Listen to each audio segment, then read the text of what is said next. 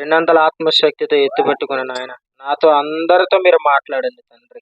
తండ్రి, మేము ఏ స్థితి కలిగి ఉన్నామో ప్రభు ద్వారా మాకు వచ్చిన గొప్ప స్థితిని బట్టి మేము ఎల్లప్పుడూ స్తుతులు చెల్లిస్తూ నాయన మీ అందు జీవితం కలిగి జీవించే భాగ్యం మా అందరికి దయచేయమని ప్రారంభ ప్రార్థన నుండి ముగింపు ప్రార్థన వరకు నాయన మీకు మహిమార్థకరంగా కూడి వచ్చిన మా అందరికి ఆశీర్వాదకరంగా జరుగులాగిన కృప చూపించమని మా రక్షకుడు విమోచకుడు యేసుక్రీస్తు నామములో వేడుకుంటున్నాం పరమ తండ్రి.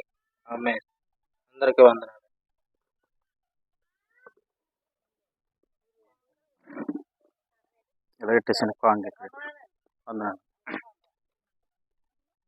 పరిశుద్ధ నామానికి మహిమ కలుగును గాక. ఆమేన్.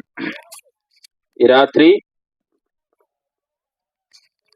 దేవుని వాక్యాన్ని ప్రేమించి ఆయా స్థలాల నుంచి ఈ స్థలంలోనికి చేరువచ్చిన దేవుని ప్రజలైన మీకు అందరికీ ప్రత్యేకమైన వందనాలు తెలియజేస్తున్నాను. అలాగే ఈ కూడికను ఏర్పాటు చేసుకున్న మేరీ రత్న గారి యొక్క కుటుంబానికి, అలాగే వారి గృహం దగ్గర ఈ కూడికను ఏర్పాటు చేయడానికి అవకాశాన్ని ఇచ్చిన ప్రియులు యేసురాజు గారి వారి కుటుంబానికి కూడా ప్రత్యేకమైన వందనాలు తెలియజేస్తున్నాను. చిన్న ప్రార్థన చేసుకొని కొద్దిసేపు వాక్యం విందాం. చిన్న ప్రార్థన. పరిశుద్ధమైన తండ్రి, నీకు స్తోత్రాలు. ఈ రాత్రి మమ్మల్ని ప్రేమించి ఈ స్థలంలోనికి నడిపించారు. మీ వాక్యం ద్వారా నాతో మాతో మా అందరితో మాట్లాడండి. యేసు ప్రభుని మా కన్నుల ఎదుట ప్రదర్శింపజేయమని ఈ సువార్త కూడిక అనేకులకి మేలుకరముగా ఉండునుగాక. యేసు ప్రభుని స్వరాన్ని, ఆయనను మాత్రమే మేము అందరం చూచుదుముగాక. మా రక్షకుడైన యేసు ప్రభు నామమున స్తుతించి వేడుకొని వాక్యములోనికి, వర్తమానంలోనికి బయలుదేరి వెళ్తున్నాము పరమ తండ్రి. ఆమేన్. మంచిది. దేవుని మహాకృపను బట్టి ప్రభు మనల్ని ప్రేమించి ఈ సువార్త కూడికల ద్వారా, అలాగే దేవుని యొక్క మందిరంలో జరుగుతున్న బైబిల్ క్లాసుల ద్వారా, అలాగే ఆదివారం జరుగుతున్న ఆరాధన ద్వారా, రొట్టె విరిచే కూడిక ద్వారా దేవుడు ఎన్నో మార్లు మనతో ప్రభు మాట్లాడుతున్నారు. ఒకటి నేను ఏం గుర్తిస్తున్నానంటే, దేవుడు ఎవరినైతే ఎక్కువగా ప్రేమిస్తాడో వారితో దేవుడు ఎక్కువగా మాట్లాడతాడు. ఆమేన్. కాబట్టి ఈ మధ్యలో ప్రభు నాతో ఎక్కువగా మాట్లాడుతున్నారండి. ఎవరు నిలబడినా, ఏ సేవకుడు నిలబడినా నాతోనే మాట్లాడినట్టుగా నాకు అనిపిస్తుందండి అని అంటే దానికి అర్థం ఏంటంటే, ప్రభువు నిన్ను ప్రేమించి నీకు వర్తమానాన్ని ఇస్తున్నాడు. వర్తమానము అంటే అర్థం ఏంటంటే, భవిష్యత్తులో ప్రభు ఏం చేయబోతున్నాడో దాన్ని ముందుగా తెలియజేస్తాడు. దేవుడు ఎంత గొప్పవాడంటే, భవిష్యత్తులో ఏం చేయబోతున్నాడో అది ముందుగా చెప్తాడు. ఏం చెప్పాడో దాన్నే ప్రభు జరిగిస్తాడు. దేవునికి స్తోత్రం. కాబట్టి ఇలా రాయబడింది, ఆయన చెయ్యాలనుకున్నది ఏదైనా తన పిల్లలకు చెప్పకుండా ఆయన ఉండలేడు. కాబట్టి తన ఎడల భయభక్తులు కలిగిన వారికి, తన ఎడల విశ్వాసం కలిగిన వారికి ప్రభు ఏం చేస్తాడంటే, సంభవింపబోవు సంగతులు. పోయిన వారం ఇదే స్థలంలో మనం నేర్చుకున్నాం. మనలో ఉన్న ఆత్మ ప్రభు సంభవించబో సంగతులను దేవుడు మన కొరకు వేటినైతే సిద్ధం చేశాడో వాటిని ప్రభు యొక్క ఆత్మ మనకి ఏం చేస్తారని తెలుసుకున్నాం. బయలుపరుస్తాడు. కాబట్టి మనలో ఉన్న ఆత్మ ప్రభు మన కొరకు ఏం సిద్ధం చేశాడు, దేవుడు మన కొరకు ఏం చేయబోతున్నాడు అని సంభవించబోయే ప్రతి దాన్ని ఆయన మనకి మేలు కలగడానికి సమస్తాన్ని సమకూడి ఆయన జరిగిస్తున్నాడు.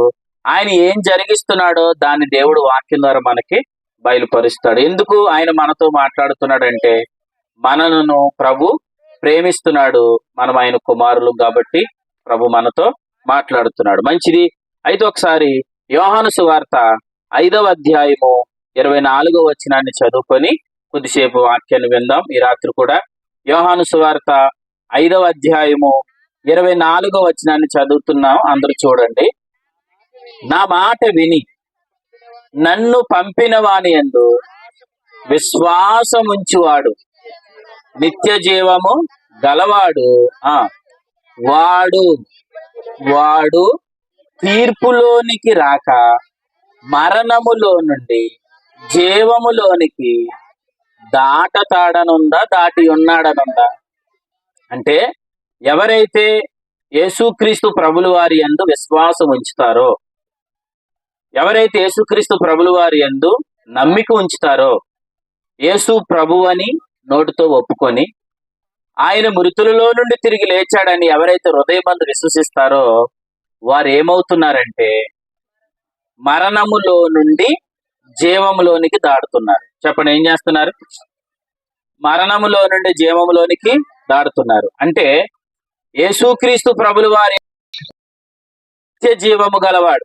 చెప్పండి, ఎవరు? యేసుక్రీస్తు ప్రభుల వారిని విశ్వాసం ఉంచిన వ్యక్తి ఎవరు? నిత్య జీవము గలవాడు. అయితే యేసుక్రీస్తు ప్రభుల వారిని విశ్వాసం ఉంచిన వాడు ఏం దాటి ఉన్నాడని రాయబడిందంటే ఉన్నాడు, మరణము దాటి ఉన్నాడు. ఇది మనసులో పెట్టుకోండి.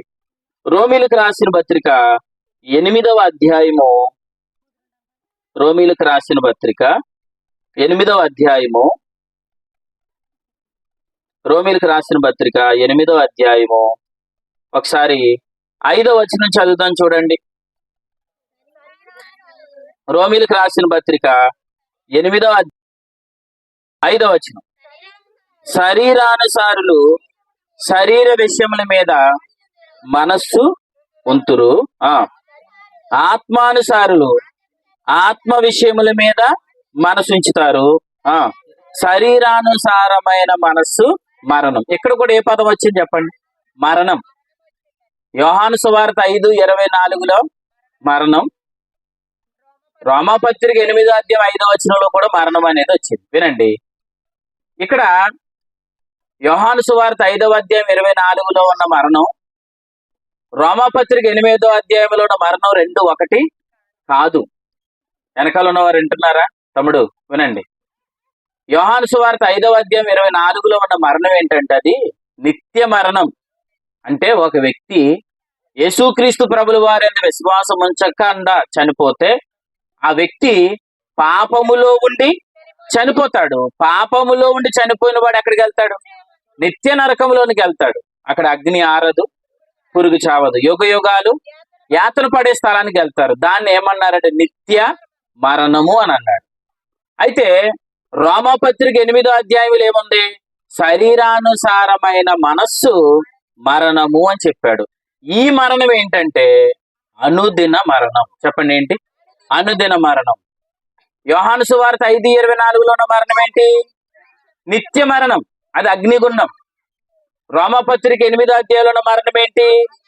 అనుదిన మరణం. దీన్ని ఏమంటారంటే శరీరానుసారమైన మనస్సు అనే మరణం. ఇప్పుడు మనం ఏ మరణాన్ని దాటాం? నిత్య మరణాన్ని దాటాం. అంటే ఎప్పుడైతే యేసుక్రీస్తు ప్రభుల వారిని మన విశ్వాసం ఉంచామో అప్పుడు ప్రభు మనకి ఏమిచ్చాడు? పాప క్షమాపణ ఇచ్చాడు, మన నీతిమంతులుగా తీర్చాడు. కాబట్టి నీతిమంతులుగా మనం తీర్చబడ్డాం కాబట్టి, పాప క్షమాపణ పొందుకున్నాం కాబట్టి నిత్య మరణాన్ని ఏమయ్యాం? చెప్పండి, నిత్య మరణాన్ని ఏమయ్యాం? దాటం. అంటే మనం అందరం యేసుక్రీస్తు ప్రభుల వారిని విశ్వాసం ఉంచాం కాబట్టి నరకాన్ని తప్పించుకున్నాం. చెప్పండి, ఏం తప్పించుకున్నాం? నరకము, నిత్య మరణాన్ని తప్పించుకున్నాం. అయితే వినాలి, మనం ప్రతిరోజు ఒక మరణాన్ని దాటాలి. ఏంటి ఆ మరణం అంటే? దాన్ని ఎలా అన్నాడు? శరీరానుసారమైన మనస్సు అనే మరణాన్ని మనం దాటాలి. చెప్పండి, ఏంటది? శరీరానుసారమైన మనస్సు అనేది మరణమైతే ఈ మరణాన్ని మనం ప్రతిరోజు ఏం చేస్తూ ఉండాలి? దాటుతూ ఉండాలి. మీకు అర్థమయ్యేటట్టుగా చెప్తాను. ఇశ్రాయేల్ ప్రజలు ఐగుప్తులో నుండి బయటకు వచ్చినప్పుడు ఎర్ర సముద్రం దాటారు. చెప్పండి, ఏం దాటారు? ఎర్ర సముద్రం దాటారు. అప్పుడు ప్రభు యందు విశ్వాసం ఉంచిన వారందరూ ఎర్ర సముద్రం దాటారా? కొందరు దాటారా? ఇశ్రాయేల్ ప్రజలందరూ ఎర్ర సముద్రం దాటారు. ఎర్ర సముద్రం దాటిన వారందరూ ఇప్పుడు ఎక్కడికి ప్రవేశించాలి? కానానుకు ప్రవేశించాలి. దానికి ఒక పేరు పెడుతున్నాను, వినండి. దాన్ని ఏంటంటారంటే స్వాస్యం. చెప్పండి, ఏంటి? స్వాస్యం. ఏంటా స్వాస్యం? అది కాదు, మీరు కంగారు పడకండి. నేను ఏం చెప్తున్నాను అది చెప్పండి చాలు. ఎర్ర సముద్రం దాటారు. ఎర్ర సముద్రం దాటిన వారు ఏం దాటాలి? యోర్దాను నది దాటాలి. యోర్దాను నది దాటితే ఎక్కడికి ప్రవేశిస్తారు? కానానులోనికి ప్రవేశిస్తారు. దాని పేరు ఏంటంటే స్వాస్యం. ఏంటో దాని పేరు? స్వాస్యములోనికి ఎర్ర సముద్రం దాటిన వాళ్ళందరూ స్వాస్యంలోనికి వెళ్ళిపోతారా? అమ్మా, ఎర్ర సముద్రం దాటిన వారు అందరూ స్వాస్యంలోనికి వెళ్ళిపోతారా? వెళ్ళరు. ఎర్ర సముద్రం దాటాలి, తర్వాత మళ్ళీ ఏం దాటాలి? యోర్దాను నది దాటాలి. అప్పుడు వాళ్ళు ఎక్కడ ప్రవేశిస్తారు? కానాన్లోని ప్రవేశిస్తారు. అలాగే విశ్వాసులైన వారందరూ కూడా నిత్య మరణాన్ని దాటారు, అంటే ఎర్ర సముద్రాన్ని దాటారు. ఎర్ర సముద్రాన్ని దాటిన వారందరూ ఇప్పుడు ఏం దాటాలి? యోర్దాను. యోర్దాన్ అంటే ఏంటి? శరీరానుసారమైన మనస్సు. వారు ఎక్కడికి ప్రవేశిస్తారు? స్వాస్యంలోనికి ప్రవేశిస్తారు. నేను ఎలా చెప్తున్నా వినండి. ఆ స్వాస్యమే మన జీవితం. ఆ స్వాస్యమే మన జీవితం. ఇప్పుడు యేసు ప్రభునందు విశ్వాసం ఉంచిన వాళ్ళందరూ ఏమవుతున్నారు? నిత్య నరకంలో తప్పించబడుతున్నారు. యేసుక్రీస్తు ప్రభుల వారి యందు విశ్వాసం ఉంచిన వారందరితో ప్రభు ఏమన్నాడు? ఇదిగో క్రీస్తు యేసునందున్న వారికి ఏ శిక్షా విధి లేదు. అంటే నిత్య మరణాన్ని దాటారు. కానీ ఇప్పుడు అందరూ దాటవలసిందేంటి? అనుదిన మరణం. దాన్ని ఏమన్నాడు? శరీరానుసారమైన మనస్సు అనే మరణాన్ని మనం ఏం చేయాలి? దాటాలి. శరీరానుసారమైన మనస్సు అనే మరణాన్ని ఏం చేయాలి? దాటుతూ ఉండాలి. దాటితే మనకి ఏముంది? స్వాస్యం ఉంది. ఆ స్వాస్యమే మన జీవితం. అర్థమైందా? నేను ఒక మాట అంటాను. మీలో ఎంతమంది మీ జీవాన్ని ప్రేమిస్తున్నారు? జీవం అంటే మీ జీవితాన్ని ఎంతమంది ప్రేమించుకుంటారు? దేవునికి స్తోత్రం. ఎందుకు? మీ జీవితం మీద మీకు ఎవరికి ఇష్టం లేదు అసలు. మీ జీవాన్ని ఎంతమంది ప్రేమిస్తున్నారు అనగానే మీరు ఏమన్నా నేను ప్రేమిస్తున్నానండి, నా జీవాన్ని నేను ప్రేమిస్తున్నాను. ఇప్పుడు ఎత్తుతున్నారు చేతులు. అసలు మీ జీవాన్ని మీరు ప్రేమిస్తున్నారా అని అంటే, ఎస్, నా జీవాన్ని నేను ప్రేమిస్తున్నాను. జీవము అని అంటే జీవితం. మన జీవితం మీద మనకి ఏముండాలి? ప్రేమ ఉండాలి. ఇలా అన్నాడు కదా, జీవమును ప్రేమించి మంచి దినాలు చూడగోరువాడు. అంటే నా జీవితంలో మంచే జరగాలి అని అనుకునే వాళ్ళు ఎంతమంది ఉన్నారు? నా జీవితంలో క్షేమము జరగాలి అనుకునే వాళ్ళు ఎంతమంది ఉన్నారు? అందరూ ఉన్నారు. అందుకే ప్రభు చెప్తున్నాడు, జీవమును ప్రేమించేవాడు ఎలాగైనా సరే నేను యోర్దాను దాటాలనుకుంటాడు. దేవునికి స్తోత్రం. జీవితాన్ని ఎవరైతే ప్రేమిస్తున్నారో వారు ఎలాగైనా శరీరానుసారమైన మనస్సు అనే మరణాన్ని ఏం చేయాలనుకుంటారు? దాటాలనుకుంటారు. నేను ఇలా చెప్తున్నాను, నా జీవాన్ని నేను ప్రేమిస్తున్నానండి, నా జీవితాన్ని నేను ప్రేమిస్తున్నానండి, ఆ శ్వాసాన్ని నేను అనుభవించాలి అని అంటే ప్రభు రాత్రి ఏం చెప్తున్నాడంటే, నువ్వు యోర్దాను దాటు. ఏం దాటాలి? యోర్దాను దాటు. యోర్దాను అనే నదిని నువ్వు దాటితే ఆటోమేటిక్గా నువ్వేం చేస్తావు అని అంటే, నువ్వు జీవంలోనికి ప్రవేశిస్తావు. ప్రభు మనకి 2 వాగ్దానాలు చేశాడు. ఏంటా వాగ్దానాలు? ఒకటి, ఇప్పటి జీవాన్ని ప్రభు ఇస్తానన్నాడు. రెండోది, రాబో జీవాన్ని ఇస్తానన్నాడు. యేసు ప్రభు వచ్చినప్పుడు మనం అందరూ ఎత్తబడతామా లేదా? ఎత్తబడతాం. ప్రభు వస్తే ఆయనతో పాటు ఉంటామా లేదా? ఉంటాం. అయితే ఆయన వచ్చేంత వరకు ఎక్కడ ఉండాలి? భూమి మీద ఉండాలి. మరి ఈ భూమి మీద ఉన్న జీవితం ఎలాగుండాలి? బాధలతో, వ్యాధులతో, దుఃఖంతో ఉండాలా? కాదు. ఈ భూమి మీద ఉన్నంత కాలం 50 సంవత్సరాలున్నా, 70 సంవత్సరాలున్నా నెమ్మదిగాను, చెప్పండి, సుఖముగాను జీవించాలి. దేవునికి స్తోత్రం. అయితే ఇక్కడ భూమి మీద ఉన్నంత కాలం ప్రభు ఇలా చెప్తున్నాడు, నీకు నెమ్మది, సమాధానం, సుఖము నువ్వు జీవించాలి అని అంటే, దాన్ని నువ్వు అనుభవించాలంటే నువ్వు జీవాన్ని ప్రేమించు. దేన్ని ప్రేమించు? జీవాన్ని ప్రేమించు. జీవాన్ని ప్రేమించిన వాడు ఖచ్చితంగా ఏం దాటాలనుకుంటాడు? యోర్దానును దాటాలనుకుంటాడు. కాబట్టి మీలో యోర్దాను దాటాలన్న ఆశ ఎంతమందికి అయితే ఉందో వినండి, వారందరితో ప్రభు రాత్రి మాట్లాడుతున్నాడు. యోర్దాను దాటితే స్వాస్యం ఉంది, యోర్దాను దాటితే దేశం ఉంది, యోర్దాను దాటితే క్షేమం ఉంది, యోర్దాను దాటితే విశ్రాంతి ఉంది, యోర్దాను దాటితే సుఖం ఉంది, యోర్దాను దాటితే సమాధానం ఉంది. అందరూ ఎక్కడికి వచ్చి ఆగిపోయారు? యోర్దానికి యువతలు ఆగిపోయి, ఎంత ప్రయాసపడ్డాం, ఎంత కష్టపడుతున్నాం, మా జీవితానికి ఏ నెమ్మది లేదు అని అనుకుంటున్నారు. వినాలి, రాత్రి ఇన్ని రోజుల నుంచి ప్రయాసపడిపోతున్నాం, దేవునికి దగ్గరికి వచ్చాం, ఇన్ని కానుకలు ఇచ్చేసాం, ఇంత ప్రయాసపడుతున్నాం, కాడుకు జోలు లేకుండా కూడా నడిచేస్తున్నాం, ఎన్నోసార్లు గౌరీపట్నం వెళ్తున్నాం, ఎన్నోసార్లు గుణదలు వెళ్తున్నాం, ఇంత కష్టపడిపోతున్నాం, ఇంత ప్రయాసపడిపోతున్నాం, ఏది మా జీవితంలో జరగడం లేదు, మాకు నెమ్మది లేదు అని అనుకుంటున్నారు చాలా మంది. ఎవరు? యోర్దాను యువతలు ఉన్నవారు. ఎవరు? వెళ్ళు ఎర్ర సముద్రాన్ని దాటిన వారు. నిత్య మరణాన్ని తప్పించుకున్నారు. కానీ ఏం దాటలేకపోతున్నారు? యోర్దాను దాటితే ఏముంది? స్వాస్యం ఉంది. యోర్దాను దాటాలంటే చెప్పండి, శరీరానుసారమైన మనస్సు అనేది దాటాలి. ఇందుకు శరీరానుసారమైన మనస్సు అంటే ఏంటి? శరీరానుసారమైన మనస్సు అంటే అర్థం ఏంటి? నేను ఇలా అంటాను, శరీరానుసారుడు అంటే అర్థం ఏంటి? శరీరానుసారంగా ప్రవర్తించుట అంటే ఏంటి? ఈ మూడిటికి అర్థం ఒకటే, శరీరానుసారమైన మనస్సు. రెండోది శరీరానుసారముగా ప్రవర్తించుట అంటే అర్థం ఏంటి? ధర్మశాస్త్రాన్ని బట్టి అంటే అర్థం ఏంటి? 10 ఆజ్ఞలు బట్టి జీవించడమే. చెప్పండి, దేని బట్టి? 10 ఆజ్ఞలు బట్టి జీవించేవాడు ఏం దాటలేడు? యోర్దాను దాటలేడు. యోర్దాను దాటకపోతే ఎక్కడ ప్రవేశించలేడు? కానానులోనికి ప్రవేశించలేడు. ఎర్ర సముద్రం అనేకులు ఏమవుతున్నారు? దాటుతున్నారు. యోర్దాను దగ్గరికి వచ్చేటప్పటికి ఏం చేయాలనుకుంటున్నారు? వారు సామర్థ్యత ఏం దాటాలనుకుంటున్నారు? యోర్దాను దాటాలనుకున్నారు. ఆ ప్రయత్నంలో వారు దాటగలరా? దాటలేరు. ఎర్ర సముద్రం దాటిన వాళ్ళు ఎంతమంది? అనేకులు. కానీ స్వాస్యంలోను ప్రవేశించిన వారు ఎంతమంది? 2. ఎవరు? కాలేబు, యెహోషువ. మరి ఎంతమంది బయటకు వచ్చారు? వెనకాల ఉన్నవారు. యేసురాజు గారు అర్థమవుతుందా? అర్థమవుతుంది, వినండి. ఒకరోజు మీకు అర్థం కాకపోయినా ఈ మాటలు మీరు శ్రద్ధగా వింటే మరలా ప్రభు ఏదో ఒక రోజు ఈ మాటలు మరలా స్థిరపరుస్తాడు. అప్పుడు మీకు అర్థం కాకపోయినా మరలా ఏదో ఒక రోజు ఆ మాటలు స్థిరపరుస్తాడు. అప్పుడు మీకు ఖచ్చితంగా అర్థమవుతుంది. నాకు అర్థమవుతా లేదు కదా అని అనాలోచనలోనికి వెళ్ళే కన్నా, ప్రభువా నాకు అర్థం చేయి నాయనా అని అంటే ప్రభు ఖచ్చితంగా మీకు ఏం చేస్తాడు? అర్థం చేయిస్తాడు. ఎందుకంటే ఆయన బుద్ధి జ్ఞాన సర్వసంపదలు కలిగిన వాడు. ధర్మశాస్త్రం కింద ఉన్న సొలొమోనే జ్ఞానం కావాలంటే జ్ఞానం ఇచ్చాడా లేదా? నేను ఇలా అంటాను, ఆ సొలొమోను కంటే గొప్పవాడు ఎవరు? యేసురాజు, నువ్వు శ్రేష్ఠుడు. ఎందుకు? నువ్వు ఆయన కుమారుడు కాబట్టి. మనం వారసులం కాబట్టి, ప్రభువా నాకు అర్థం కావడం లేదు నాయన అంటే చాలు, సొలొమోనుకి ఇచ్చిన జ్ఞానం కాదు, అంతకంటే శ్రేష్టమైన జ్ఞానాన్ని ఇస్తాడు. దాన్ని ఎలా అన్నాడు బైబిల్? అతి శ్రేష్టమైన జ్ఞానాన్ని దేవుడిస్తాడు. అర్థమవుతా లేదు కదా అని అనుకోకండి, మీరు వినండి, ప్రభువే మీకు నేర్పిస్తాడు. అర్థమవుతుందా? ఇప్పుడు ఎర్ర సముద్రాన్ని ఎంతమంది దాటారు?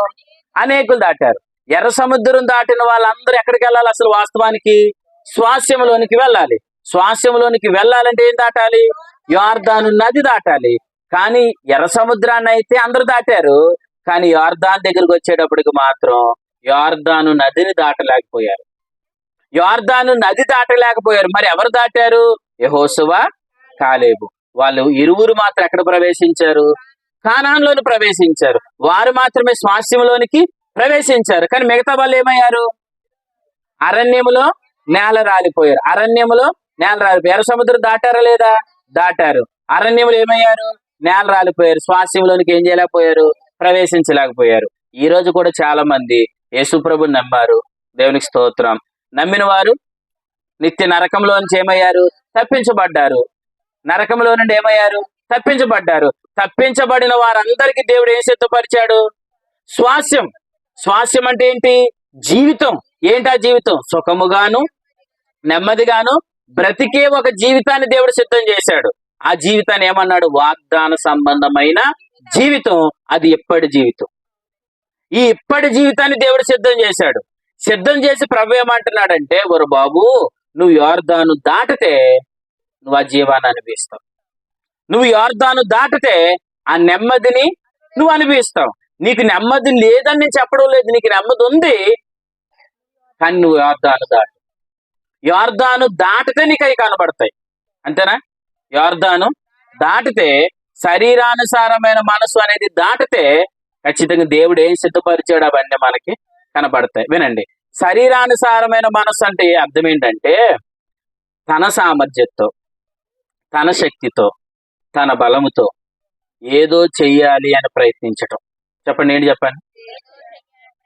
ఎవరి సామర్థ్యంతో? మన సామర్థ్యంతో. ఇంతకు మన బలముతో ఐగుప్తులు ఎర్ర సముద్రం దాటామా?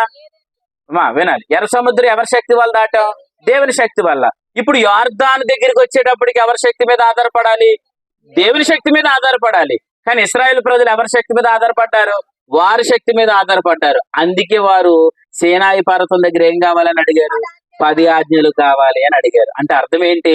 మేము 10 ఆజ్ఞలు నెరవేర్చేసి ఎక్కడికి వెళ్తాం? శ్వాసంలోనికి వెళ్ళాలనుకున్నారు. 10 ఆజ్ఞలు కావాలని అడిగారు, దేవుడు ఇచ్చాడు. ఆ రోజు ఎంతమంది చనిపోయారు? 3000 మంది చనిపోయారు. ఆ 10 ఆజ్ఞలు కావాలన్నారు, కొద్ది దూరం ముందుకెళ్లారు, పాముల చేత కరవబడ్డారు. ఆ 10 ఆజ్ఞలు తీసుకున్నారు, మరికొంత ముందుకెళ్లారు, అరణ్యంలో నేలరాలిపోయారు. అంటే ఎప్పుడైతే ఈ 10 ఆజ్ఞలు బట్టి మేము ఏదో చేసేసి, ఈ 10 ఆజ్ఞలు బట్టి మేము జీవించేసి, యోర్దాను దాటేసి మా జీవాన్ని మేము ఆనందించాలి, సంతోషంగా బ్రతకాలి అని అనుకుంటే, వినండి వినండి వినండి, ప్రభు చెబుతున్నాడు అది ఎప్పటికీ జరగదు. ఎందుకంటే మన శక్తిని బట్టి ఎర్ర సముద్రం దాటలేదు, అలాగే మన శక్తిని బట్టి యోర్దాను ఎప్పటికీ దాటలేదు. అర్థమైందా? అరణ్యములో నేల రాలిపోయిన వారందరూ ఎవరు?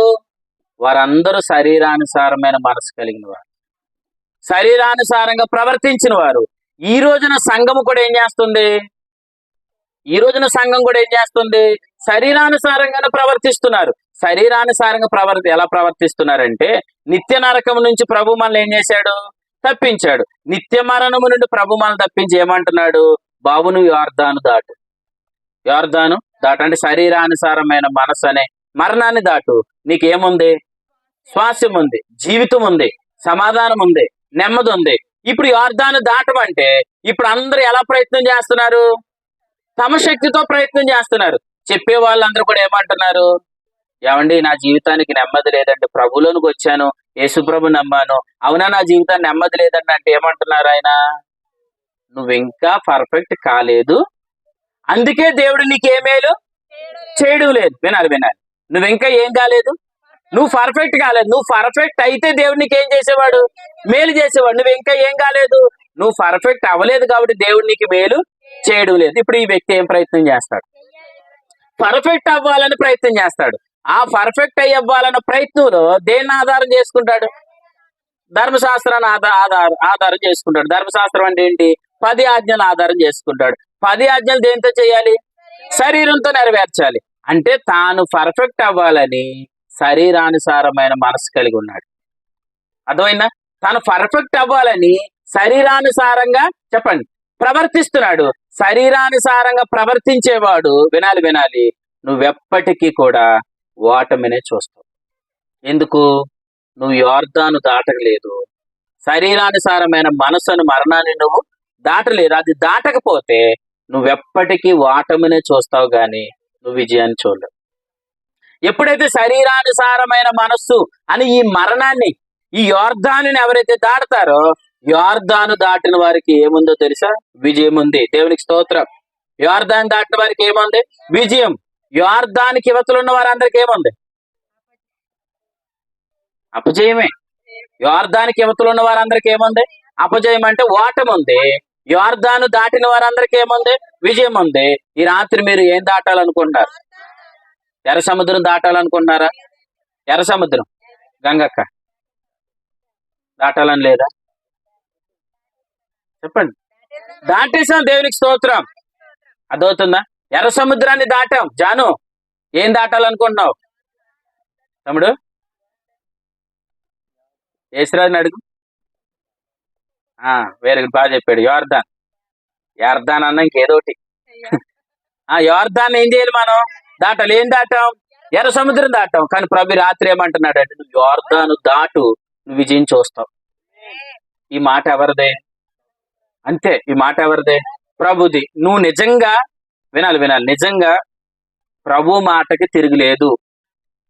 ఆయన వాగ్దానం చేశాడు, ఆయన నమ్మదగిన వాడు, దాన్ని నెరవేర్చుటకు ఆయన సమర్థుడు, దేవుడు శక్తిమంతుడు అని నువ్వు నమ్మగలిగితే, ఆయన శక్తిని నువ్వు ఎరగగలిగితే, ఆయన మాట నమ్ము. ఆయన ఎలా అంటున్నాడు? యోర్దాను దాటు. ఒకరోజు ఒక తండ్రి, వినాలి వినాలి, ఒక తండ్రి తన కుమారుడు చావు బ్రతుకుల్లో ఉంటే యేసుప్రభు దగ్గరికి పరిగెట్టుకుంటూ వచ్చి సుమారు కొన్ని గంటల దూరం ప్రయాణం చేసి యేసుప్రభు దగ్గరికి వచ్చాడు. వచ్చి, అయ్యా, నా కుమారుడు చావ బ్రతుకుల్లో ఉన్నాడు. ఎక్కడున్నాడు? చావ బ్రతుకుల్లో ఉన్నాడు. నా కుమారుని వచ్చి బాగు చేయవా అని అనగానే అప్పుడు వెంటనే ఆ తండ్రి వెనకాల ఒక దాసుడు పరిగెట్టుకుంటూ వచ్చి, అయ్యా యజమానుడు గారు, మీ అబ్బాయి చనిపోయాడు. మీ అబ్బాయి ఏమయ్యాడు? మీ అబ్బాయి చనిపోయాడు. యేసుప్రభుని ఇబ్బంది పెట్టకండి, ఇంకా యేసుప్రభుని ఏం పెట్టకండి, ఇబ్బంది పెట్టకండి. ఆల్రెడీ మీ అబ్బాయి చనిపోయాడు, వచ్చేయండి, ఇంటికి వచ్చేయండి, మిగతా కార్యక్రమాలన్నీ చూద్దాం, సమాధి కార్యక్రమాలన్నీ చేద్దాం అని అంటే, అప్పుడు ఈయన అంటాడు, అది చూడండి, వినాలి. ఎక్కడున్నాం మనం? యార్దాన్ దగ్గర ఉన్నామా? చనిపోయిన కుమారుడు, ఆ తండ్రి వచ్చి అడిగాడు, నా కుమారుని బాగు చేయవంటే, సరే, ఈ దాసుడు వచ్చి ఏం చెప్పాడు? చనిపోయాడు, నీ కుమారుడు చనిపోయాడు అని చెప్పాడు. అయినా ఈయన ఎలా అంటాడు, ఈయన చనిపోయిన వాడిని కూడా బాగు చేయగలడు కదా అని అంటాడు, ప్రభువా నా కుమారుని బాగు చేయవా అని అడిగాడు. అప్పుడు యేసుప్రభుల వారు, అమ్మ వినాలి ఎలా అన్నారు, నేను బాగు చేయగలనని నువ్వు నమ్ముతున్నావా అన్నాడు. నేను బాగు చేయగలనని నువ్వు నమ్ముతున్నావా? అంటే అంత శక్తి నా దగ్గర ఉందని నువ్వు నమ్ముతున్నావా? నేను చేయగలను, నాకు ఆ సామర్థ్యత ఉందని నువ్వు నమ్మగలుగుతున్నావా అని అడిగాడు. అప్పుడు వెంటనే ఆయన అన్నాడు, ఎస్, నేను నమ్ముతున్నాను ప్రభువా, నేను నమ్ముతున్నాను ప్రభువా. అయితే అపనమ్మకము కలగకుండా నాకు నువ్వు సహాయం చేయి, అంటే నాకు అవిశ్వాసం రాకుండా నాకు సహాయం చేయి ప్రభువా అని అనగానే ప్రభు ఇలా అన్నాడు, నమ్ముట నీ వల్ల అయితే. ఏం చేస్తే? నమ్మడం నీ వల్ల అయితే. ఈ రాత్రి ప్రభు కూడా అదే చెప్తున్నాడు, నువ్వు నమ్మితే, దేవుని మాట నువ్వు నమ్మితే, నమ్ముట నీ వల్ల అయితే, నమ్మువానికి సమస్తము సాధ్యమే. ఆయనకి అసాధ్యమైంది లేదు, ఆయనకి అసాధ్యమైంది లేదు. ఎర్ర సముద్రాన్నే 2 పాయలుగా చీల్చినవాడు మనం నమ్ముకున్న ప్రభు ఎవరు? ఎర్ర సముద్రాన్నే 2 పాయలుగా చీల్చినవాడు. అమ్మ దీవెన, కూర్చో కొంచెం, 10 నిమిషాలు కూడికి అయిపోద్ది, కూర్చో. ఎర్ర సముద్రాన్నే 2 పాయలుగా చీల్చినవాడు, నీళ్లను ద్రాక్షారసముగా మార్చగలిగిన వాడు, సమాధిలో నుండే తిరిగి లేచినవాడు. నిజంగా ఆయన కార్యాలు చాలా ఆశ్చర్యమైనవి. కాబట్టి ప్రభు ఏమంటున్నారంటే, నువ్వు నమ్ముతున్నావా? ఏం చేయమంటున్నాడు? నమ్ము. నువ్వు నమ్మితే కార్యం చూస్తావు. ఎవరి మాట నమ్ము? మనుషుల మాటలు నమ్మకండి. కీర్తన గ్రంథాలలో మనుషులు నమ్ముట కంటే, రాజులను ఆశ్రయించుడు కంటే, నరులను ఆశ్రయించుడు కంటే యెహోవాను ఆశ్రయించుట మేలు. రాత్రి అంటున్నాడు ప్రభు, ఈ రాత్రి మనుషుల మాట నువ్వు నమ్మద్దు, నువ్వు దేవుని మాట నమ్ము. దేవుని మాట నమ్మి మోసపోయినోడు లేడు, ఎప్పటికీ రాడు. అదవుతుందా? దేవుని మాట నమ్మండి, నమ్మితే నువ్వు కార్యం చూస్తావు. ఈ రాత్రి ప్రభు చెప్తున్నాడు, నువ్వు యొర్దాను దాటు, నువ్వు స్వాస్యాన్ని అనిపిస్తావు. యొర్దాను దాటు, నువ్వు ఆనందాన్ని అనిపిస్తావు. యొర్దాను దాటు, ఇలా అంటున్నాడు ప్రభు, నువ్వు విజయాన్ని చూస్తావు. యొర్దాను ఇవతలే ఉండిపోతే నువ్వు ఓటమినే చూస్తావు. అందుకే రోమాపత్రిక 7వ అధ్యాయం అంతా ఏముంటుందో తెలుసా? వినండి, రోమాపత్రిక 7వ అధ్యాయం అంతా కూడా ఓటమి. చెప్పండి, ఏంటది? ఓటమి. అపోస్తుడైన పౌలు గారు యొర్దాను దాటలేదు అప్పటికి, ఇంకా శరీరానుసారమైన మనసు కలిగి జీవిస్తున్న పౌలు గారు రోమాపత్రిక 7వ అధ్యాయం అంతా కూడా ఏమో తెలుసా?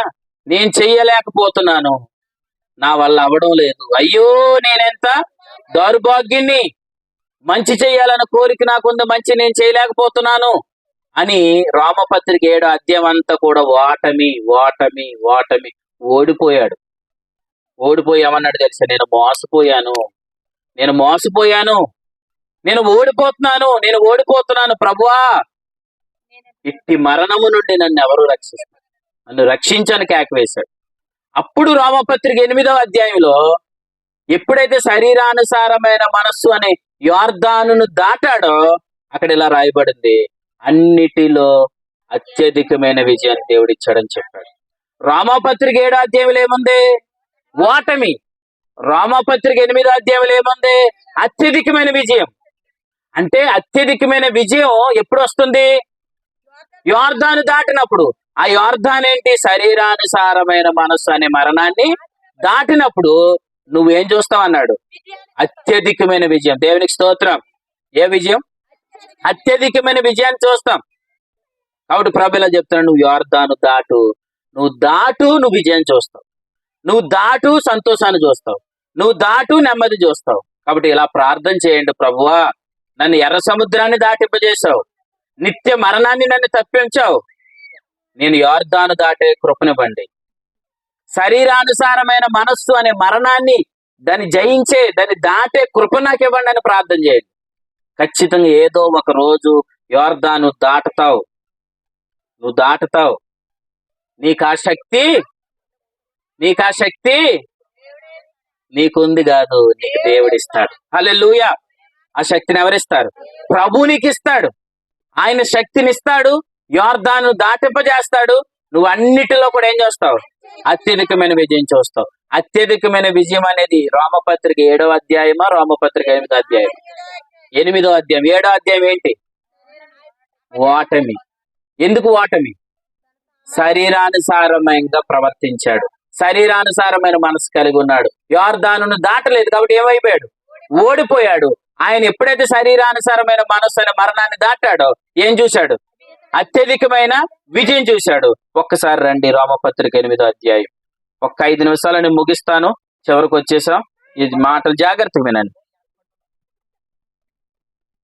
రోమపత్రిక 8వ అధ్యాయం, రోమపత్రిక 8వ అధ్యాయం 37వ వచనం. అయినను మనలను ప్రేమించిన వాని ద్వారా మనము వీటన్నిటిలో అత్యధికమైన, చెప్పండి, వేటన్నిటిలో, కొన్నిటిలో, తప్పరైట, అన్నిటిలో అంటే అర్థం ఏంటి? ఆరోగ్య విషయంలో, అప్పుల విషయంలో, సమస్యల విషయంలో, భార్యాభర్తల మధ్యలో గొడవల విషయంలో, ఆర్థిక విషయాలు, ప్రతి సమస్యలో నుంచి కూడా ప్రభు రాత్రిలో చెప్తున్నాడు, అన్నిటిలో మామూలు విజయం కాదు, అత్యధికమైన విజయం దేవుడిస్తాడు. ఆమేన్. అలా జరుగును గాక. ప్రభు అన్నిటిలో అత్యధికమైన విజయాన్ని ఇస్తాడు. ఇదే అధ్యాయంలో ఒకసారి చూడండి, 31వ వచనం. దేవుడు మన పక్షమున ఉండగా మనకి విరోధవుడు. వినండి. ఒక్క పాయింట్ చెప్పి ముగించేస్తాను. దేవుడు మన పక్షమున ఉండగా మనకి విరోధవుడు.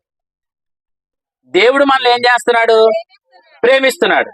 దేవుడు మన పక్షా నుండి ప్రేమిస్తున్నాడు కాబట్టి మనకి విరోధముగా లేచిన వాడు ఎవరు, ఏమవరు? చెప్పండి. దేవుడు మన పక్షమున ఉన్నాడు గనక మనకి విరోధస్తులు ఎవరు ఏం గారు? వర్ధిల్లలేరు. వినండి, ఆయన మన పక్షమున ఉన్నాడు. నువ్వు యోర్దాను దాటితే ఆయన నీ పక్షమున ఉంటారు. ఆయన నీ పక్షమునుంటే ఎవ్వడు నిన్ను మోసం చేయలేడు.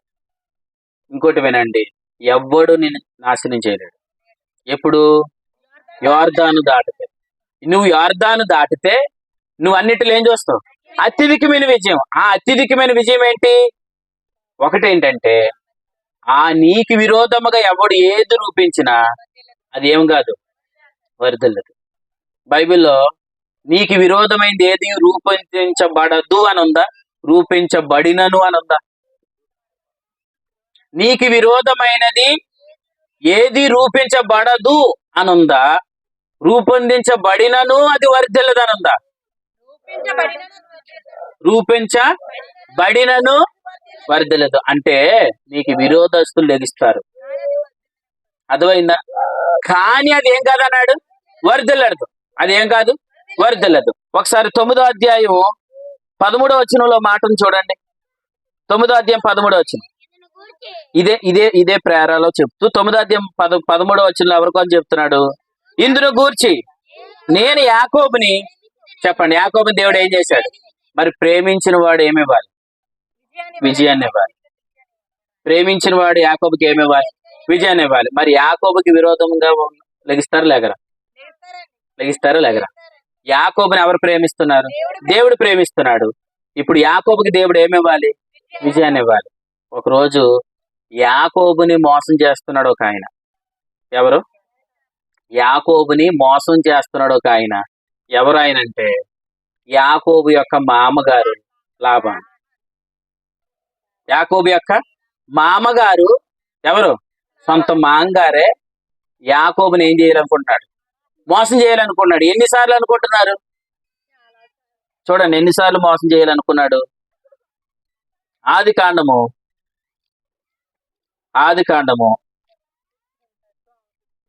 చూడండి, అందరూ చివరికి మాటలు చూసి ముగిద్దాం.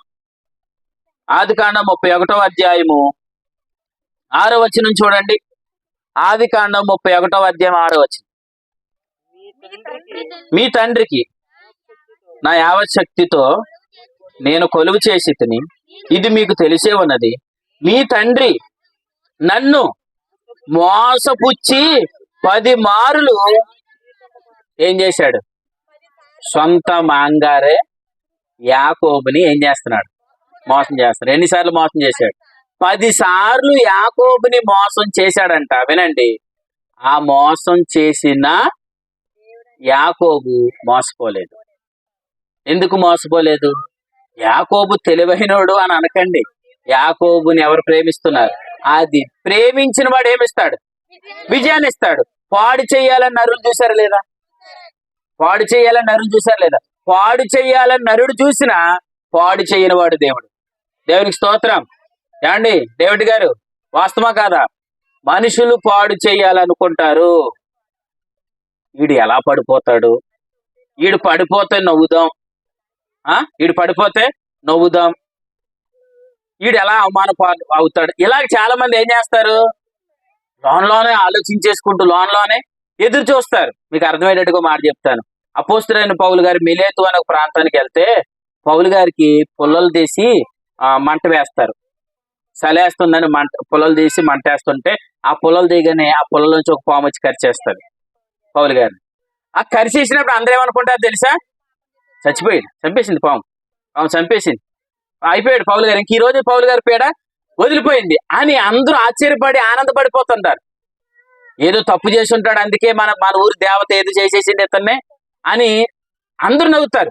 పడిపోతాడు పడిపోతాడు పడిపోతాడు అని చూస్తారు. అంటే మనుషులు ఏం చూస్తారు? ఎప్పుడు పడిపోతాడా అని చూస్తారు. వినండి, ఎలా లాగుదామా అని చూస్తారు, ఎలా నాశనం చేయాలా అని చూస్తారు. మీకు ఒక మాట చెప్పమంటారా? మిమ్మల్ని మీ మీద అసూయ పెట్టుకున్న వాళ్ళు ఎంతమంది ఉంటే మీరు అంత ఆశీర్వదించబడతారు. దేవునికి స్తోత్రం. నమ్మిన వారు దేవునికి స్తోత్రం చెప్పండి. ఇది నమ్మండి. మిమ్మల్ని ఎంత మోసం చేయాలనుకున్న వాళ్ళు ఉన్నారో వాళ్ళు అనుకున్న కొద్దికి దేవుడు మిమ్మల్ని హెచ్చిస్తాడు. అర్థమవుతుందా? బంతిని ఎంత నేలబెట్టి కొట్టండి, బంతిని మీరు ఎంత కింద కొడితే అంత పైకి ఎలా లేస్తుందో మనుషులు నిన్ను ఎంత తొక్కేయాలనుకున్నారో అంత పైకి లెగిస్తారు. అర్థమైందా? ఒక సహోదరుడు పేరు చెప్పను కానీ ఒక సహోదరుడు తన తల్లిదిలా అంటున్నాడంట, అమ్మా మనం మోసపోతే మనం నష్టపోతే మనం పాడైపోతే ఎంత నవ్వాలని ఇంతమంది చూస్తున్నప్పటికీ కూడా దేవుడు మనకి ఎంత విజయాన్ని ఇస్తున్నాడు అమ్మా అని ఒక తమ్ముడు మాట్లాడడం నేను విన్నాను. అంటే నేను వినలేదు, ఒక తల్లి నాకు చెప్పింది. అంటే మనల్ని మోసం చేయాలి అని ఎంతమంది అనుకున్నా దేవుడు మనల్ని ఏం చేయనివాడు? మోసపోనివాడు. ఎందుకంటే ఆయన మనకి ఏమై ఉన్నాడు? ఆయన మనకు తోడుగా ఉన్నాడు. యాకోబును మోసం చేయాలని లాబాను 10 సార్లు మోసం చేసినా యాకోబు మోసపోలేదు. విను, నిన్ను మనుషులు మోసం చేయాలని నువ్వు ఎప్పటికి మోసపోవు. అర్థమవుతుందా? మనుషులు నిన్ను పాడు చేయాలని నువ్వు ఎప్పటికి పాడవు. ఎందుకంటే నీ పక్షమునున్నవాడు ప్రభు. ఆయన నీ పక్షమునున్నాడు. ఆయన నిన్ను ప్రేమిస్తున్నాడు కానీ నీకేమిస్తాడు? విజయాన్ని ఇస్తాడు. యాకోబుని మోసం చేయాలనుకున్నా యాకోబు మోసపోలేదు. అర్థమవుతుందా? యాకోబు మోసపోలేదు. యాకోబుని దేవుడు ఆశీర్వదించాడు. ఎంత ఆశీర్వదించాడు అనుకుంటున్నారు? ఒక అన్నకి తన అన్న అయిన యాసావుకి చిన్న కానుక పంపించాడు. ఆ కానుక ఎంత మీరు ఆశ్చర్యపోతారు. ఈ రోజుల్లో అయితే అది చాలా విలువ. అర్థమవుతుందా? కొన్ని లక్షల విలువ చేసే కానుకను పంపించాడు. ఎవరికి? అన్నకి. చిన్న కానుక అంటే ఎంత సంపాదించాడు యాకోబు? ఎంత ఆశీర్వదించబడ్డాడు తెలుసా? అన్ని విషయాల్లో యాకోబు ఆశీర్వదించబడ్డాడు. కానీ ఇంటి నుంచి బయలుదేరి వెళ్ళినప్పుడు ఎంతమందితో వెళ్ళాడు తెలుసా? ఏం పట్టుకుని వెళ్ళాడు తెలుసా? వినండి, ఒక చేతి కర్రతో వెళ్ళాడు. ఇంటిలోంచి బయటకు వచ్చేటప్పుడు ఒక చేతి కర్రతో వెళ్ళాడు. మరలా తిరిగి వచ్చేటప్పుడు ఎలా వస్తున్నాడు తెలుసా? విస్తారమైన జనాంగం, విస్తారమైన ఆస్తి, విస్తారమైన పశువులు, వాళ్ళందరినీ ఒకేసారి వెళ్తే ఇబ్బంది అవుతుందని అంత జనాంగాన్ని, ఆ పశువుల్ని, గొర్రెల్ని, మేకల్ని 2 గుంపులుగా విభజించాడు. ఒంటి కర్రతో వెళ్ళాడు. విస్తారమైన ఆశీర్వాదంతో తిరిగి వచ్చాడు. ఎవరు? యాకోబు. ఆయన మోసగించాలనుకున్నాడు ఎవరు? లాబాను. కానీ దేవుడు యాకోబుని ఏం చేయనివ్వలేదు, మోసం చేయనివ్వలేదు. వినండి, దేవుడు నిన్ను ప్రేమిస్తున్నాడు. దేవుడు నిన్ను ప్రేమిస్తున్నాడు. మనుషులను మోసగించిన దేవుడు నిన్ను మోసపడేటట్లుగా చేయడు. దేవుడు నీకు సహాయం చేస్తాడు. ఒకటి. రెండోది, యాకోబుని దేవుడు ప్రేమిస్తున్నాడు కాబట్టి మనుషులు పాడు చేయాలని అనుకున్నా దేవుడు యాకోబుని ఏం చేయలేదు, పాడు చేయలేదు. యాకోబు ఏమయ్యాడు? ఆశీర్వదించబడ్డాడు. ఇంకొక విషయం చెప్తాను చూడండి. ఇదే యాకోబుని చంపాలని బయలుదేరి వచ్చాడు ఒక ఆయన. ఈయనెవరు? అన్నగారే. సొంత మాంగారేమో మోసం చేస్తున్నాడు, సొంత అన్నగారు ఏం చేయాలనుకుంటున్నాడు? చంపాలని బయలుదేరాడు. ఎంతమందిని తీసుకుని వస్తున్నాడు? 400 మంది మనుషులు పట్టుకొని యాకోబుని చంపాలని బయలుదేరి వస్తున్నాడు. కానీ యాకోబు ఇలా అన్నాడు, దేవుడికి ఇలా ప్రార్థన చేశాడు. ఆ విషయం తెలిసిపోయింది యాకోబుకి. ఇదిగో యాకోబు, నీ అన్న 400 మంది జనాలను తీసుకొని నిన్ను చంపాలని బయలుదేరి వచ్చేస్తున్నాడు అని చెప్పగానే యాకోబు ఇలా అన్నాడు, ప్రభువా, వినాలి ప్రభువా, ఒకరోజు నేను ఒంటరిగా ఉన్నప్పుడు నువ్వు నాతో మాట్లాడావు. ఏమన్నావు? నేను నీకు తోడై ఉన్నానన్నావు. నీ సంతానం ఇసుకరేణువులంత విస్తారంగా అవుతుంది అని నువ్వు చెప్పావు కదా. ఆ వాగ్దానాన్ని బట్టి నా జీవితంలో కార్యం జరిగించు. దేవునికి స్తోత్రం. కళ్ళ ముందు ఏముందో తెలుసా? చావు. వస్తున్నవాడు యాషావు 400 మంది పనివారిని, యుద్ధ నైపుణ్యం కలిగిన వారిని తీసుకొని వచ్చేస్తున్నాడు. యాకోబు ఇలాగే ప్రార్థన చేశాడు. ఇలా అన్నాడు, నీవు నన్ను విస్తారమైన జనాంగంగా చేస్తానని నువ్వు నాకేం చేసావు? వాగ్దానం చేసావు. అంటే కష్టకాలంలో గుర్తుకు రావాల్సింది ఎవరు? చెప్పండి. వాగ్దానాలు గుర్తుకు రావాలి. ఏదైనా ఒక శ్రమ మన మీదకి వస్తుందంటే ఆ శ్రమలో, ఆ ఇబ్బందిలో నీకు వాగ్దానాలు జ్ఞాపకం రావాలి. ప్రభువా, అసలు నాకు నువ్వు ఇచ్చిన వాగ్దానం ఏంటి, ఇప్పుడు జరుగుతున్నది ఏంటి, అసలు ఇది వాస్తవమైనది కాదు, నువ్వు చేసిన వాగ్దానమే వాస్తవమైనది. దేవునికి స్తోత్రం. అబ్రహాము శరీరం మృతతుల్యమైనను, చెప్పండి, సారా గర్భం కూడా ఏమైంది? మృతతుల్యమైపోయింది. అయిందా లేదా? అయింది. కానీ అబ్రహాం ఏమి నమ్మాను? వాగ్దానాన్ని నమ్మాడు. వాగ్దానాన్ని నమ్మాడు కాబట్టి ఏం పొందుకున్నాడు అన్నది? బలమును పొందుకున్నాడు. దేవునికి స్తోత్రం. అంటే కష్టకాలంలో, శ్రమ దినంలో నీకు గుర్తుకు రావాల్సింది ఏంటి తెలుసా?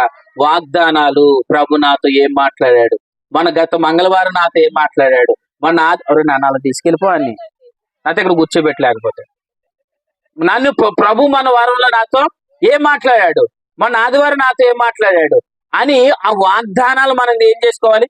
జ్ఞాపకానికి తెచ్చుకోవాలి. అప్పుడు ఆ వాగ్దానాలు బట్టి ఏం చేయాలి? ప్రార్థన చేయాలి, విశ్వాసంతో మాట్లాడాలి. ఎప్పుడైతే అన్న చంపడానికి వస్తున్నాడో ఇదే మాట చెప్పాడు. వాగ్దానాలు జ్ఞాపకం తెచ్చుకున్నాడు, విశ్వాసంతో మాట్లాడాడు. చంపాలనుకొని బయలుదేరి వచ్చిన యాషావు దగ్గరికి వచ్చిన తర్వాత కత్తెత్తి నరకాలనుకోలేదంట. దగ్గరికి వచ్చిన తర్వాత ఏం చేశాడు తెలుసా? చూడండి ఏం చేశాడు. 32వ అధ్యాయం, 33వ అధ్యాయం చివరికి మాట చూడండి. 33వ అధ్యాయం 5వ వచనం.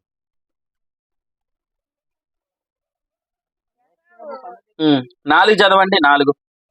అప్పుడు యాషావు అతనిని ఎదుర్కొన పరిగెత్తి అతనిని కౌగిలించుకొని అతని మెడ మీద ముద్దు పెట్టింది. దేవునికి స్తోత్రం.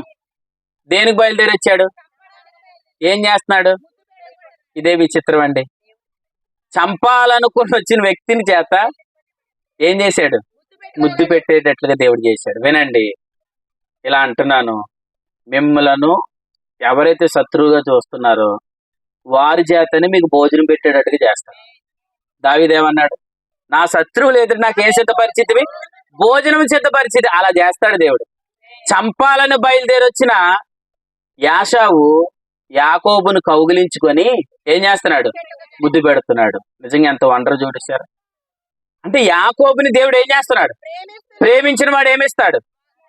విజయాన్ని ఇస్తాడు. దేవునికి స్తోత్రం. అంటే యాకోబుని దేవుడు ప్రేమిస్తున్నాడు కాబట్టి, ప్రేమించిన వాడికి దేవుడు ఏమిస్తాడు? విజయాన్ని ఇస్తాడు. కాబట్టి ఆ విజయంలో భాగంగా మనుషులు మోసం చేయాలనుకున్నా యాకోబు ఏం కాలేదు? మోసపోలేదు. మనుషులు చంపాలనుకున్నా యాకోబు చనిపోలేదు. నేను ఇలా అంటాను, ఇంత గొప్ప విజయం యాకోబుకి ఎలా వచ్చింది? దేవుడు తోడుగా ఉన్నాడు. చెప్పండి. వాగ్దానాలు స్వతంత్రించుకున్నాడు. ఇంకా దేవుని ప్రేమించాడు. ఇంకా అసలు ఏం చెప్పడం లేదు. మీరు ఎవరు చెప్తారు? వాగ్దానాలు నమ్మాడు. ఇంకా విజయం చూశాడు. ఒక మాటలో ఏంటి? విజయం చూసి అసలు విజయం ఎప్పుడు వస్తుంది? అది ముందు పాయింట్ ఏంటి? యోర్దాను దాటాలి. అసలు యోర్దాను దాటితే ఏముంది? విజయం ఉంది. ఆ విజయంలో భాగంగా నిన్నెవడూ మోసం చేయలేడు. ఆ విజయంలో భాగంగా నిన్నెవడూ నాశనం చేయలేడు. ఆ విజయంలో భాగంగా ఎవరు నిన్నేం చేయాలనుకున్నా నీకు ఏ హాని జరగదు. ఎందుకు? ఎప్పుడు అని అంటే విజయాన్ని చూస్తున్నప్పుడు. ఆ విజయం నీకు ఎప్పుడు వస్తుంది? నువ్వు యోర్దాను దాటాలి. అంటే యాకోబు ఏం దాటాడు? అమ్మ వెనకాల ఉన్నవారు, యాకోబు ఏం దాటాడు? చూడండి, ఉందా మాట? 32వ అధ్యాయం 10వ వచనం. ఆది కాండం 32వ అధ్యాయం 10వ వచనం. నీవు నీ సేవకునికి చేసిన సమస్తమైన ఉపకారములకును సమస్తమైన సత్యములకు అపాత్రుడను. ఎట్లనగా నా చేతి కర్రతో మాత్రమే ఈ యోర్దానును. అమ్మా యాకోబు ఏం దాటాడు? డేవిడ్ గారు, ఎర్ర సముద్రమా యోర్దానా? యోర్దాను దాటాడు. యోర్దాను దాటతే ఏముంది? స్వాస్యం ఉంది. యోర్దాను దాటతే ఏముంది? విజయం ఉంది. ఇప్పుడు యాకోబు ఏం దాటాడు? కాబట్టి ఏం చూశాడు? విజయం చూశాడు. అందుకే వాస్తవానికి యాకోబు పెద్దోడా యాషావు పెద్దోడా? యాషావు పెద్దోడు. కానీ అబ్రహాము దేవుడని, రెండోది ఇస్సాకు దేవుడని. ఇస్సాకు తర్వాత ఇస్సాకు యొక్క పెద్ద కొడుకు ఎవరు? యాషావు. కానీ దేవుడు ఏమని చెప్పుకున్నాడు తెలుసా? అబ్రహాము దేవుడను, ఇస్సాకు దేవుడను, యాకోబుల దేవుడు, యాకోబు దేవుడనని చెప్పుకున్నాడంటే యాకోబుని దేవుడు ఏం చేశాడు? ఆశీర్వదించాడు, హెచ్చించాడు. అర్థమైందా? అందుకే చాలా సందర్భాల్లో కూడా దేవుడు చెప్పుకునేటప్పుడు ఏమన్నాడు తెలుసా? నేను అబ్రహాము, ఇస్సాకు, యాకోబుల దేవుడనని చెప్పాడు. అంటే యాకోబుని దేవుడు ఏం చేశాడు? విస్తారంగా ఆశీర్వదించాడు. అంటే యాకోబు ఏం దాటాడు? యోర్దాను దాటాడు. యోర్దాను దాటితే ఏముంది?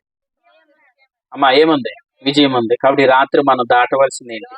యోర్దాను. యోర్దాను అంటే ఏంటి? శరీరానుసారమైన మనస్సు అనే మరణం. అంటే ముందు నువ్వు శరీరానుసారంగా ప్రవర్తించుట అనేది మానాలి.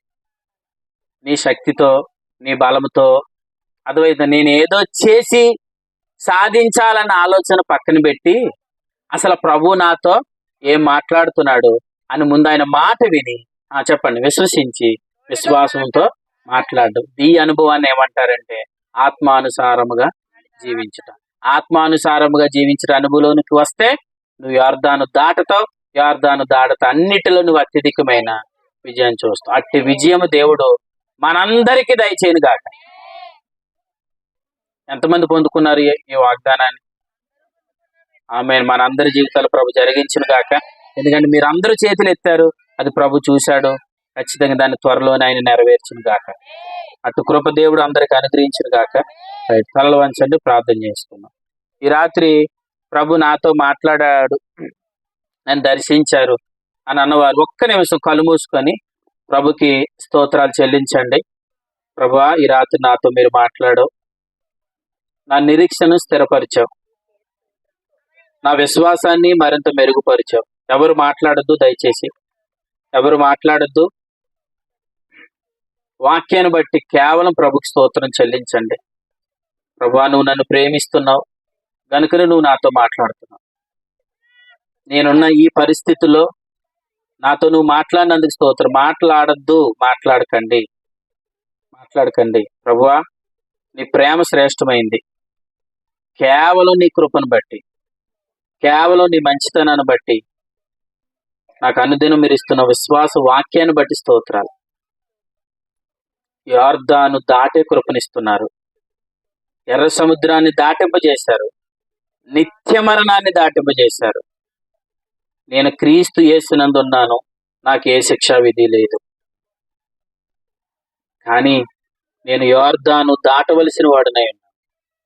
శరీరానుసారమైన మనస్సు అనే మరణాన్ని దాటవలసిన వాడినై ఉన్నాను. యోర్దాన్ని నన్ను దాటింపు చేయండి. విశ్వాసానికి కర్త నువ్వే, దాన్ని కొనసాగించేవాడు కూడా నువ్వే అని నమ్మి నీ మీద నేను ఆనుకునే కృపనివ్వండి.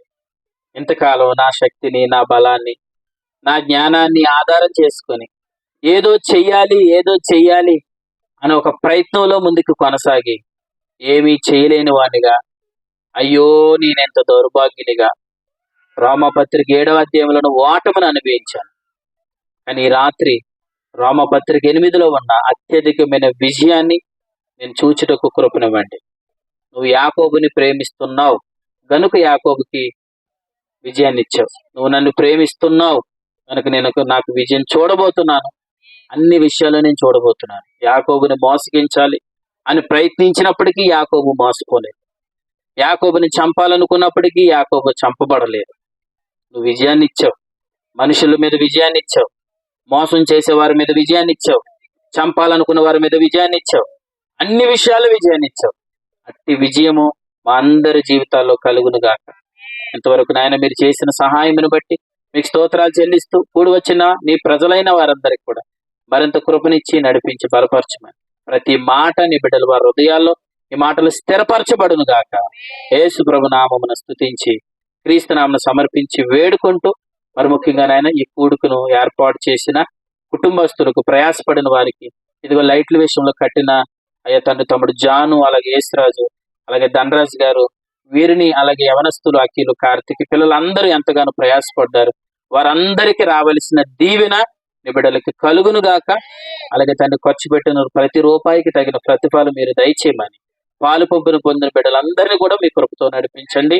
అలాగే తండ్రి నాయన మరొక వచ్చేవారు మరొక కుటుంబం యొద్ద మేమందరం కలుసుకొని నిన్ను స్తుతించే భాగ్యం మాకు అందరికి దయచేయమని మా రక్షకుడును మీ ప్రియ కుమారుడైన యేసు ప్రభు నామను స్తుతించి క్రీస్తు నామను సమర్పించి వేడుకుంటూ కూడుకును ముగిస్తున్నాము పరమ తండ్రి.